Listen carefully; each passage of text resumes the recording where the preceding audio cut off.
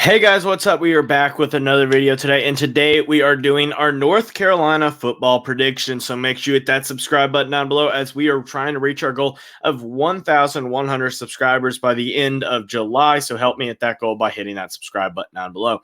Also, make sure that you like this video if you enjoy it. Comment all your thoughts and opinions down below.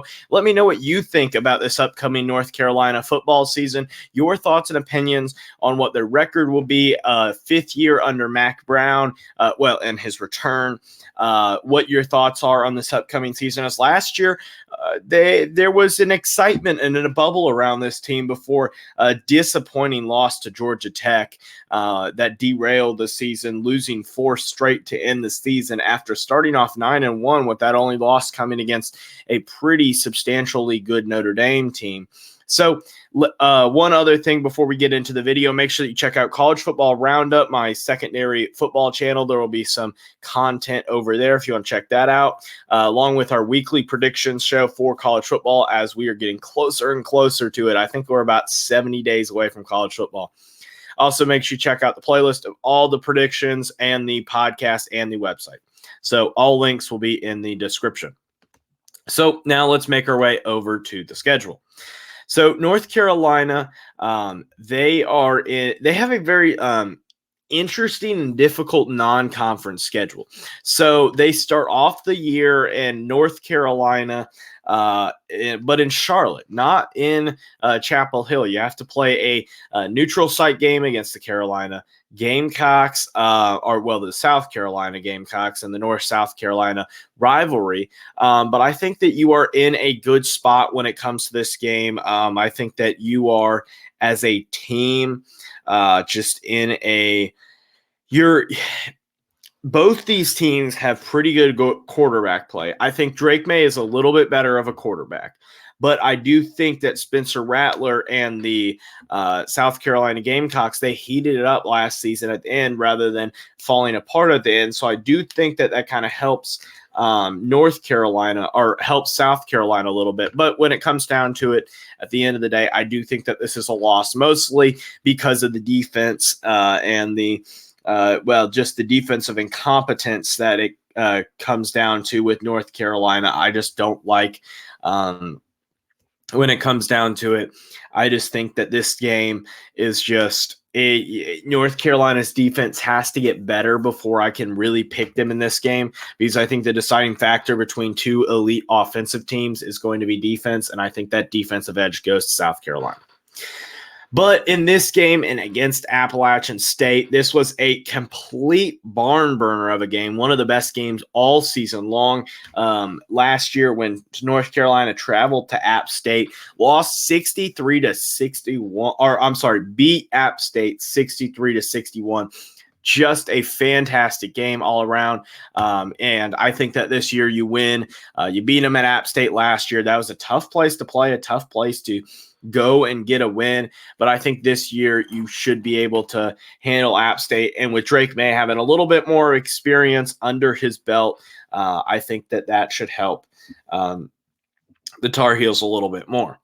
Then you have the Minnesota Golden Gophers coming to town, and with this game, really what it comes down to, I think, is home field advantage. I think that when you look at this game, they're two teams that are pretty 50-50, and really, I do think offensively, North Carolina definitely has the advantage, but I think defensively, this is a matchup in which they have a lot to work on, and I think that this is a game in which defensively it favors Minnesota and offensively it favors North Carolina. But I think what it's going to come down to is the two factors of home field advantage for North Carolina, which is Chapel Hill. It's much tougher with basketball than it is with football, but football, it's still a tough environment. And I do think that you get the win with on the back of Drake May.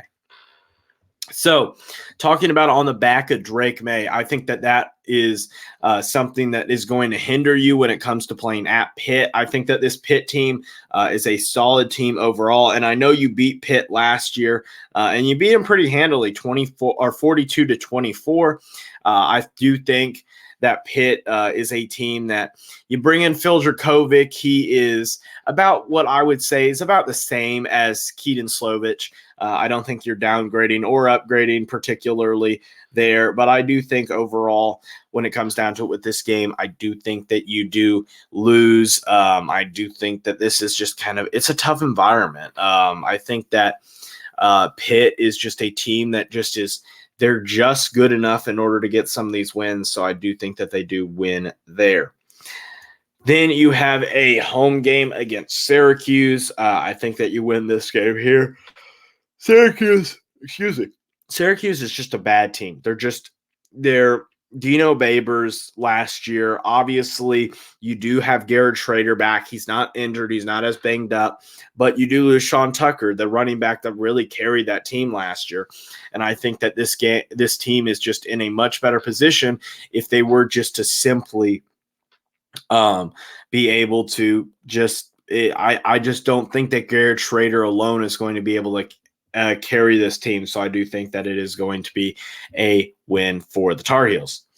Then you have Miami coming to town, and I do think that you get another win here. I think Cristobal has this program heading in the general right direction, but I think when it comes down to it, Drake May and this team is just too powerful offensively in order to beat Miami, and I just don't think Miami can put up the points offensively needed. I do think that North Carolina's defense is not fantastic, but you did beat this Miami team at Miami last year. And even though I think Miami will be improved, I also think to a degree North Carolina will be a little bit improved. I think the defense has to improve in some ways, in some regards, but I do think that it is going to be a win for the Tar Heels. Then you have Virginia coming to town for a third straight home game, and I think you get a third straight win. I think that you end this kind of home stretch with another win. Tony Elliott and the Cavaliers are probably the worst team in all of the ACC. You'll have to watch my Virginia preview to get exact records, but it is definitely a team in which Virginia, they're just awful. They're really bad. They're really, really bad. You lose Brennan Armstrong, and I get Brennan Armstrong was bad last year, but I think part of the problem was because of Tony Elliott. I think Tony Elliott hurt Brennan Armstrong. It wasn't that it was Brennan Armstrong was a bad quarterback. I blame more Tony Elliott than I do Brennan Armstrong. Then you have a road game against Georgia Tech. I think that this is another win. I think that even though you lost that game last year, I think it was just you were flying a little bit too high. You weren't prepared for it. By the time you kind of got around to it, you were like, uh-oh. And I think that this is going to be a game in which you're not going to be surprised. You're not going to be overwhelmed. You're not going to be number 13 and getting upset by Brent Key. Once again, I do think that you get a win. I think you continue this winning streak and make it 5 straight games, making it a 7-2 record. This is where I think you start to get a little bit of buzz around the program once again. But I do think that this is going to be a tough final stretch. These final 3 games of Duke, at Clemson, and at North Carolina, it's going to be a tough stretch of games. But to just quickly say stuff about Campbell, you're not going to have any issues here. They're not going to be particularly competitive, and it's just okay. So yeah, it's an okay program. And they're not even like really, really good on the FCS level either. Then you have Duke. This is a really interesting Duke team.